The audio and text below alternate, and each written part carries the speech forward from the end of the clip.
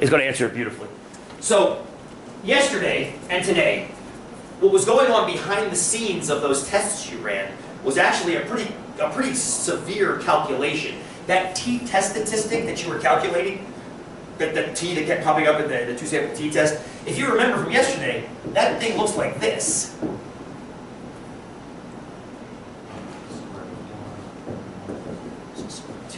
It looks like this. It's horrendous. Absolutely horrendous. Nowhere in this calculation does it require N1 and N2 are equal. Just that they're represented. So the equality part of it is nowhere near as important as just the fact that they're present. So what I want to do is I want to come back to this in a second. Take a look at this. Can we feed this data into a two-sample t-test? Can we feed this data into a two-sample t-test, do you think? What do you think, Dave? What do you think? Go for it. Well, you said ask if they're independent. Good! Are they independent? Good. First question, are they independent? Maybe it's just a t-test. Are the two groups independent? We've got a group getting garlic, and we've got a group getting a garlic-shaped tablet with no garlic in it. So what do you think? Independent? I think so. So I think we definitely have two different groups here. Thank you, Mimi. Thank you. Two different groups, so we definitely can't smash them down into one t-test, for sure. We can't, like, subtract. Good. So what do you say? Let's try. Let's try. Grab your t-test. Grab your t-test. Over here, back it out a little tiny bit. All right, two-sample t-test. Okay. We have data or stats? I think we have stats, yeah? I think we have statistics. All right. This is all from your last study, X bar 1, S1, N1. What's that? Go ahead, Drew. Oh, I thought you said something, I'm sorry. Where does what go? Right? Like, I think we can do, we know some ends, right? So Mimi, if we define let me look at the data again. There's 72 and there's a 74, right? All right, here he is. 72 we're giving, let's put 72 up here. And let's put 74 right here. Here's my next question. Where's everything else go? Like, where does the... there's a 2... Right, but that 146 is just a 72 and the 74. But there's also a 24 and a 65. Where do they go? But they're not an average. But they're not a standard deviation. Short answer, we cannot run this test. Because what are we testing? Read it again. We gave a bunch of people pills and then checked if they got colds. 24 out of 72 got colds if they were given garlic, and 65 out of 74 got colds if they were given nothing except a pill-shaped form of sugar. What are we actually testing here? Are we testing averages? What are we testing? Proportions. We have shifted back to proportions again. I'm a bastard. Well, not really, because I put right next to it two independent proportions testing. You might not have seen that. I didn't read that part. You might not have seen that. It's totally fine. So we are testing proportions again, friends. We now need to redefine our variables. It's not going to be mu1 and mu2. It's going to be p1 and p2. Little p and little p. Let's keep track of them. Let's keep track of them. Little p1. Little p1. I think I called those the garlic, right? This is the garlic cold rate. And P2 is the placebo cold rate. Placebo cold rate. Fair enough? That's what we're testing. You want to see if all those garlic commercials are valid. Giving someone a garlic supplement. Supposed to fight off colds this time of year. Might just be because it makes your breath so bad, it'll stay away from you. Maybe. As an Italian, I'm appalled by that. But what are you going to go to the study believing? Study believes going into the null. It will not help. Not help at all, no difference. Don't save your time, save your energy, save your breath. Don't bother buying garlic. However, look at the data. Look at the data. Roughly the same number of people got garlic as got a placebo substance. but only 24 of the 72, or 1/3, got colds in the garlic, or almost all of them got colds in the control, yeah? So what do we actually think is going on based on these numbers? It looks like garlic's working. Now be careful here with this one. Which sign are we going to slap in there? Good! It's going to be a less than, isn't it?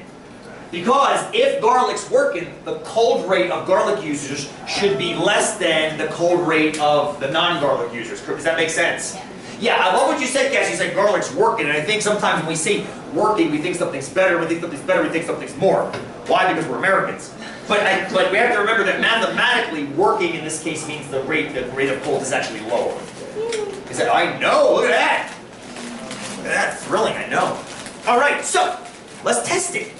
So where do we go? Stat, tests, go find it. Go find what we gotta use. He's not that far. Oh, can't use a t-test, not testing averages, test proportions. Something that has a prop in it. That's the one, 2 prop z. It's right under 1 prop z. Yeah, oh goodness, it's that good. Good. There's no doubt to me that garlic is working. The only concern I would have is that the sample size is so tiny that it might not be measurably statistically significant. That's the only difference I would have. But it's not, I mean, tiny is a relative term. Okay, 24, and this was 65, yeah? There we go. And we're testing less than. 65 I said it for, yeah? Is that right? Okay, good. And we're testing less than. We're testing less than. Okay, if we got an area, it's going to be on the left side. It's going to graph really quickly compared to the T-curves. The Z-curve is so much easier to graph for technology than a T-curve. Okay, oh my God. Okay, 6.7 standard deviations down from average. 6.7 standard deviations down. That's way the hell down there.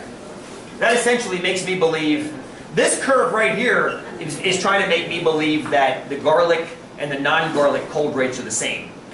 Do those numbers make you believe that? No. Those numbers make me believe that the garlic cold rate is way the hell down there somewhere, and the placebo cold rate is up here somewhere. Assuming that, of course, nothing else was biased in the results. So, the takeaway? Looks to me like garlic's working. Let's all go get some Italian food for lunch. Boom. Now, then you get the argument, is a garlic supplement as good as fresh garlic? Good. Yeah, we have that argument too. That's what I'd like to know. Uh-huh. If you cook with it, is it just as good as taking the pill? If you cook with it, it's just, my gut feeling as kind of like a wannabe foodie who never will be one, is no.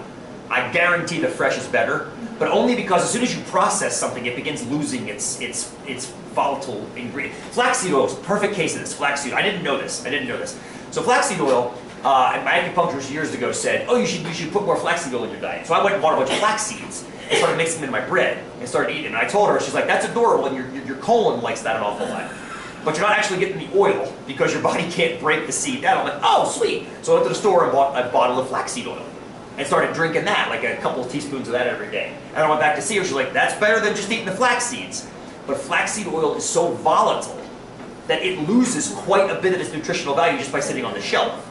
So the best way to get flaxseed, allegedly, is to get the flax seeds and mortar and pestle them and then eat them immediately. It's very labor intensive, yes? Just like everything else with food. The more labor intensive the food is for you to prepare, generally the better it is for you.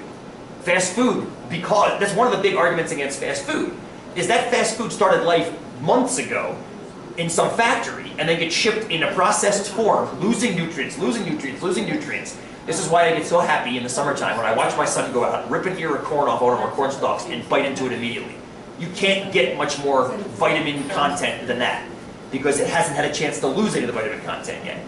When we juice apples off of our apple tree, right then, boom, you are not going to get anywhere near as much vitamin, whatever the hell is in apples, A, we'll call it A, why not, from a bottle of apple juice in the store because it's had time to lose that. So I would almost guarantee, Laura, unless there's some way of sealing that. Now my acupuncturist did tell me that if you get flaxseed oil through pills, it's better than in a bottle. Because the pill's membrane that dissolves in your body eventually holds the volatility of the nutrients in.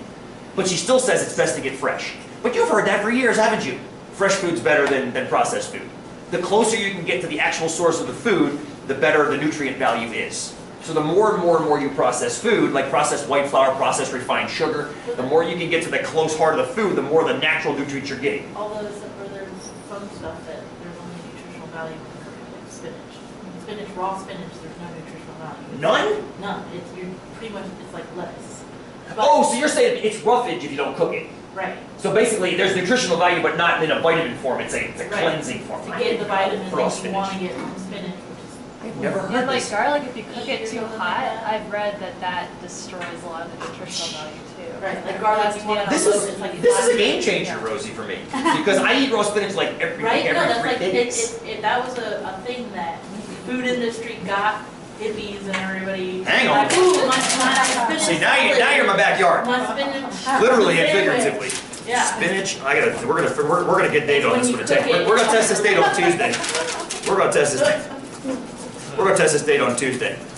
Now you pique my interest. That's good because I eat raw spinach all the time. I never cook spinach. I always eat raw spinach. That's one that releases, I don't know. Now, whatever I've heard with vitamins. broccoli. Broccoli's, I've only heard this, I've never actually checked this. But broccoli, if you steam it versus sauteing it versus boiling it, you get different nutrient leftovers. Like boiling it's bad because if you boil it in the water, many of the nutrients go into the water, and when you strain it off, you lose the nutrients. But when you steam it, they stay in the broccoli, so to speak, and sauteing, I guess, because you're kind of scraping the pan and scraping it into the tortilla that you're eating. But I've never heard this with spinach. This is great. I get to test it. I learned Tomatoes are the something. same way. Spinach is the same way. When you cook them, the natural vitamins in them, it like goes up. I don't eat cooked tomatoes either. I eat raw tomatoes. I mean, it's spaghetti sauce, but that's so far gone processed to me. Even when I make this. Ruining my life now. I know, right? What's that, Chris? I always hear that if you cook it, no matter what, you're losing something. See, If you heat it up, you're killing I've it. never heard that you're killing it or making it worse, You're not killing it. but I've also never heard that it makes it better. This is so interesting. Well, I took the nutrition class just a little. Julie Ford? No, with Lynn Oldham. Oh, yeah, and she said that. I trust pretty much nutritionists. always, Yeah. you're gonna lose your nutritional value from sunlight, from cooking, from everything except for a few random. Except for the few random Yeah. like vegetables like spinach or tomatoes, for example. Yeah. This is so cool. This is so cool. And then sometimes you have to cook things to make them healthy to eat. Great. Yeah, like me. Like meat, exactly.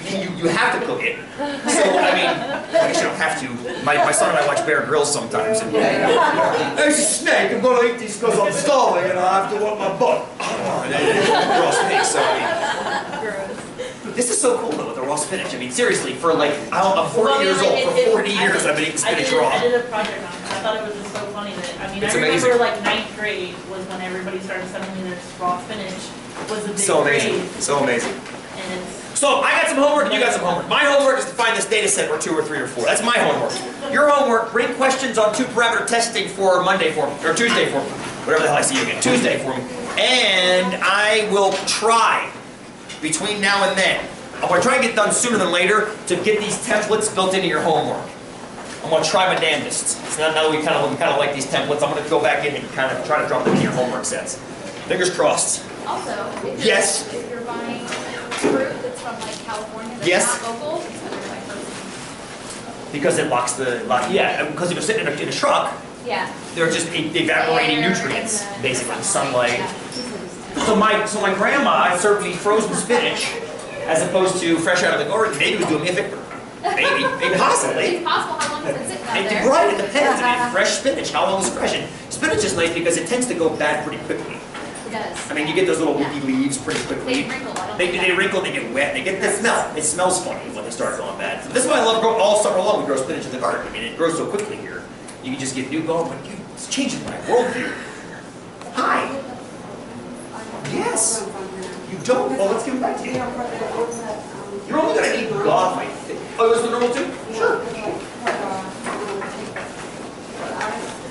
Oh, that will make that one question a little bit easier. That's true. What do you mean it's the normal table too? that's what I told her. But I mean, this is kind of a. I'm going to teach you 243 seconds today. So, the stat of the day, Yes. you did one of those accounts quiz. I can't remember. No, it's just actually. It's just actually. Did you do one? No, I was gonna. Please do. What you'll see is on your progress reports, there's an extra points column. There's a rainy day exam 1, rainy day exam 2, and an SOTD kind of day. If you do them and we got into conversation, I'm like, this is great, I'll throw a couple points in there, and you'll see them reflected there. So that's like adding points to an exam.